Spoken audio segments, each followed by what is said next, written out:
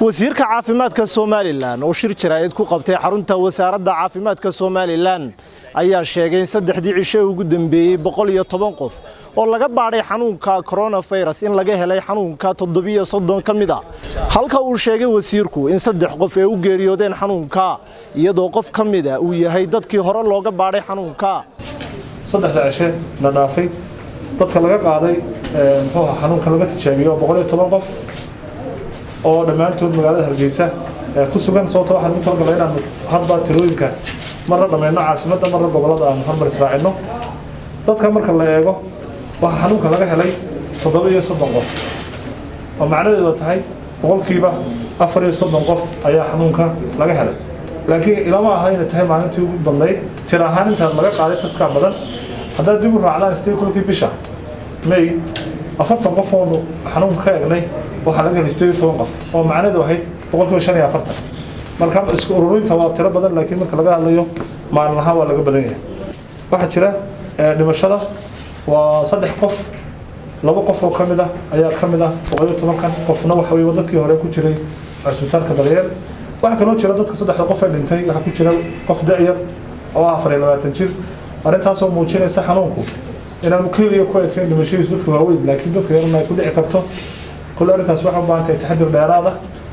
dadkeena marka la eego 170 wax ku dhow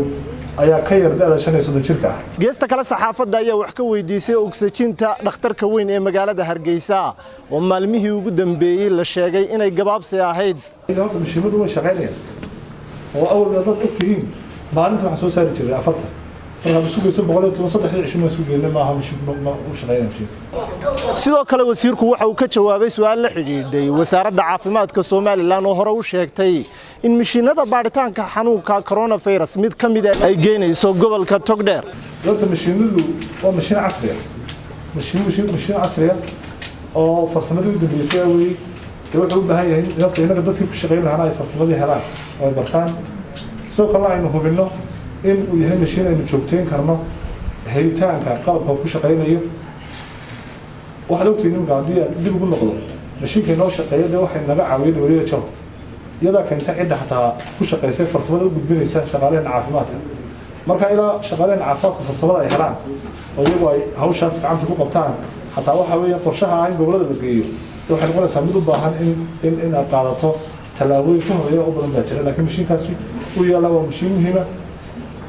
burcun haddaan xataa la odhanin in gobolka ku shaqeeya hawshin bay soo wadaa waxa laga yaabaa Dr. Ismaaciil waqtigiisu gudbo soo wada